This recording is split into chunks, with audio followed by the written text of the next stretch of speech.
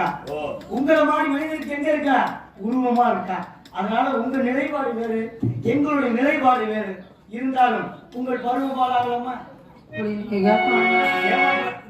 கேட்காம எப்படி? நீங்க அழகா சொல்லுங்க. இப்ப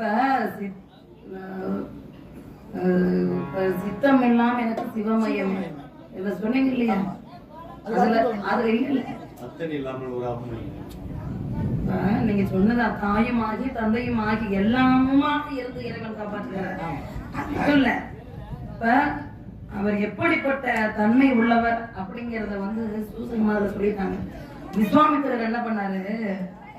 இறைவனை பார்க்கணும்னு நினைச்சிட்டாரு. எப்போ கௌசிக ராஜனா இருந்தப்ப. அப்போ இறைவனை பார்க்கணும் அப்படின்னா என்ன செய்யணும் அப்படிங்கும்போது மனமாற உளமாற உருகி வேண்டி தவம் இருக்கணும். உங்களை போன ஞானிகளுக்குன்னு சொன்னீங்க பார்த்தீங்களா? இப்ப தன்னை வருத்தி கொண்டு இறைவனை பார்க்க வேண்டும், பார்த்தே ஆக வேண்டும் என்ற லட்சியத்தோடு இருப்பவர்கள் மனிதர்கள். மனிதனாக இருந்து லட்சியத்தை உங்களுக்கு எதுவும் தேவையில்லை.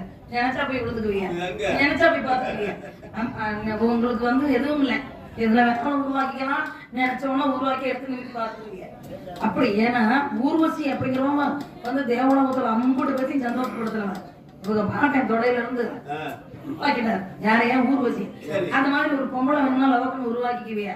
இப்ப ஒரு ஆம்பளை வேணுமா லவக்குன்னு உருவாக்கி அப்படி கிடையாது. அப்ப இந்த கௌசிக ஆகாசனாகப்பட்டவன் விஸ்வாமித்திரர் அப்படிங்கிற பட்டம் வாங்குறதுக்கு, மகரிஷி என்ற பட்டம் வாங்குறதுக்கு, ராஜரிஷி என்ற பட்டம் வாங்குறதுக்கு எவ்வளவு பாடுபட்டா தெரியுமா?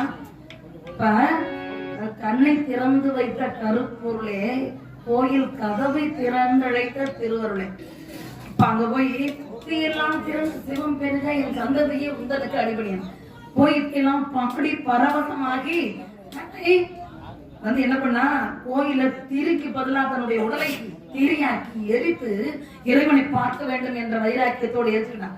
அப்படி எரியும் பொழுது எத்தனையோ பூத கணங்கள் வந்துச்சு, தேவ கணங்கள் வந்துச்சு, பேய் பிசாசு எது வந்தாலும் சரல. அத்தனைக்கும் மாத்திராமல் இறைவன் ஒருவனை நான் பார்க்கணும், அவரே எனக்கு கொஞ்சம் அப்படின்னு ஒரே மனதோடு வைராக்கியத்தோடு தன்னை எரித்து கொண்டு இறைவனை நேரில் பார்த்தார். இப்படிப்பட்ட வல்லமை உங்களுக்கு மாதிரி முனிவருக்கு தேவையில்லை. உங்களை மாதிரி முனிவர்கள்லாம் திண்டமா திங்க. ஆமா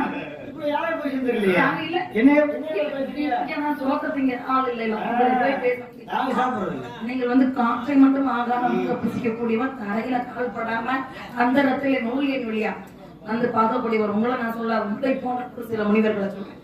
அந்த மாதிரி வரணுங்கிற பேர்ல என்னென்ன மகம் வேணுமோ அத்தனையும் ஆக்கி வச்சு அடுத்தவங்களுக்கு கொடுக்காம அம்புடி மயங்காலம் இல்ல, பிறருக்கு கொடுத்து வாழ்ந்தவர்கள் பீரை கூட பேசா பொருட்படுத்தாம எங்க இடத்துல சேர்ந்தவங்க. அது நீங்க பேசலாமா? ஏன் சாமி பிறருக்கு கொடுப்போம் நீங்க பேசலாமா? ஏன் சாமி பேசி விடலாம். ஒவ்வொரு வள்ளலும் கொடுத்ததுனாலதான் பாரியாக்கப்பட்டவன் முல்லைக்கு தேர் கொடுத்ததுனாலதான் வள்ளல் என்று பட்டம் பெற்றான். அப்ப முல்லை என்பது தாவரவியல், அது ஓரறிவு தான், அதுக்கு கொடுத்தா.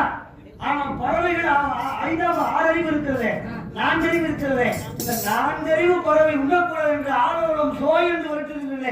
நீங்கள் தர்மத்தை பற்றி பேசலாமா? அப்படி நீங்க சொல்லாதீங்க. இப்ப ஒருத்தருக்கு அடைக்கலம் கொடுத்தாச்சு, அப்படி அடைக்கலம் கொடுக்கிறோம் அப்படிங்கும் போது அந்த அடைக்கலம் கொடுத்தவரை உள்ள படுக்க வச்சு வெளியில படுக்கிறாங்க பஞ்சவடியில. இப்ப பஞ்சவடி வெளியில படுக்கும் பொழுது என்ன ஆகுது அப்படின்னா அங்க வந்திருக்கக்கூடிய மிருகமானது அவர்கிட்ட சாப்பிட்டு போயிருக்கு. அப்படி சாப்பிட்டு அடிச்சு அவங்களோட உயிருக்கு போராடி கிடக்கும் பொழுதுதான் இந்த உள்ளத்த முனிவர் சொன்னார், எந்த கதைக்கு வருது? எங்களுடைய இனத்தை சார்ந்தவர்கள் ஆவுகன் ஆவுகி என்று சொல்லக்கூடிய 2 பேர் தன் உயிரையும் பெரிதாக பொருட்படுத்தாது ஒரு முனிவரை காப்பாத்தினாங்க. அதான் நான் சொல்ல வரேன்.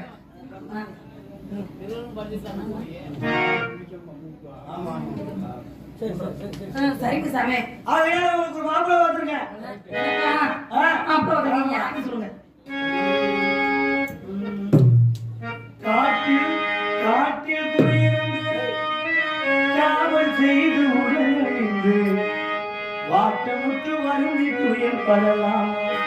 பள்ளி ஓ வயசுக்குத்தான் இந்த தொழில் அழகாமா, வயசுக்குத்தான் இந்த தொழில் அழகாமா.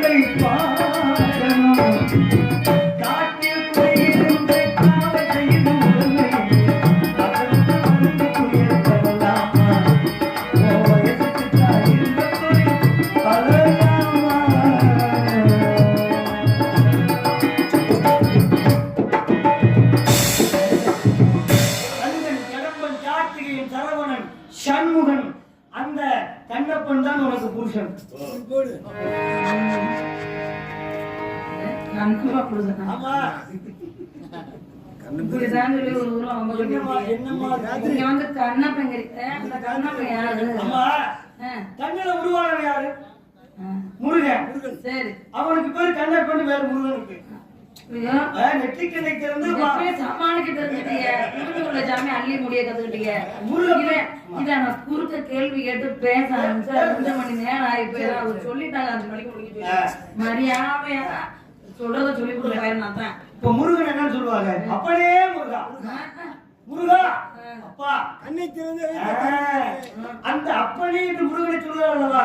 அப்ப கண்ணால் உருவாகி வந்தவன் அப்பன். அடுத்து வாயில உள்ள பொழைச்சுக்கணும். நீங்க நல்ல வாயிலேயே பயங்கரமா பேசுறீங்க. வாயை வச்சு பொழைக்கிறீங்க, கையை வச்சே பொழைக்கிறீங்க. ஆமா சாமி, நியாயம் தான். நான் வந்து பறவைகளை வெட்டேன் சோன்னு சொல்லி நீங்க சொல்லி பொழைக்கிறேன். எல்லாம் ஓம் நமோ நாராயணாய மந்திரத்தை சொல்லி பொழைக்கிறீங்க.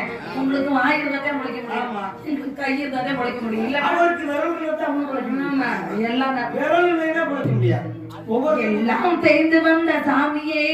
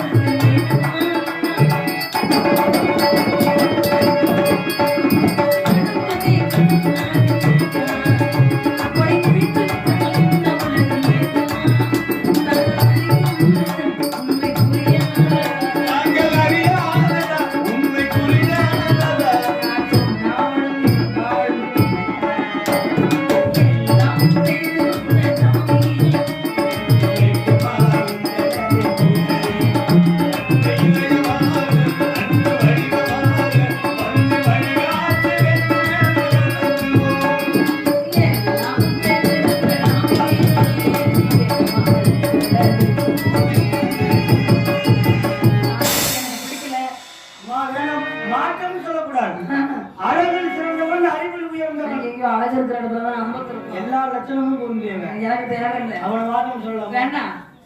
கண் இல்லைன்னா கூட சொல்லலாம். ஆனா அவனுக்கே எப்படிப்பட்டாலும் கண் அப்பன்.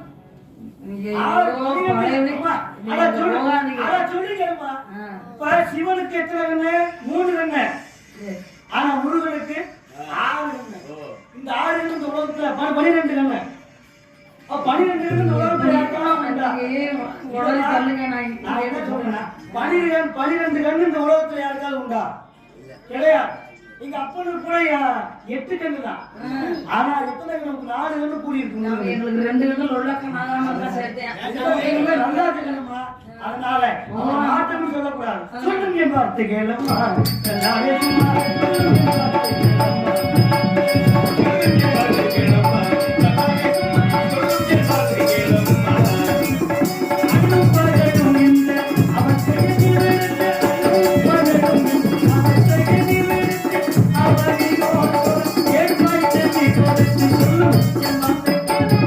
கைவரிசை செல்லாது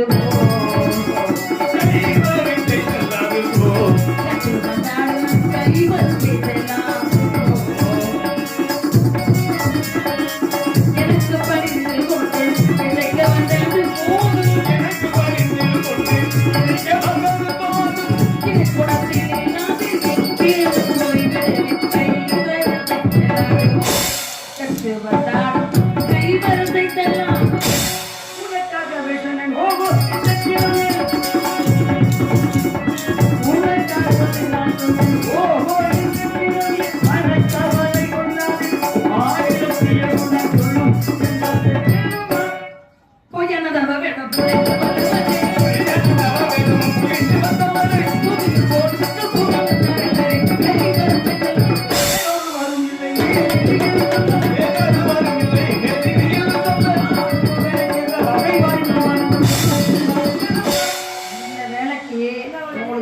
தான் வேலை ஒண்ணு என்ன இருக்கு. வேலை?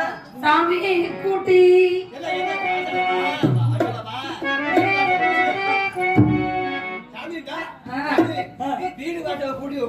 ஐயோ, அது இல்ல சாமி. கூட்டி கொண்டு போடுங்கள்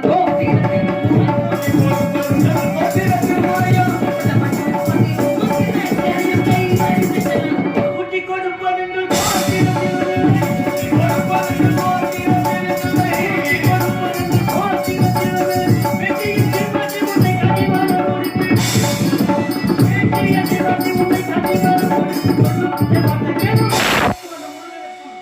திருமணத்தை நிறுத்தி வைக்கவில்லை என்றால் என் பேர் நாரணம் அல்ல, அழிந்திருப்பது 30 நூறும் அல்ல.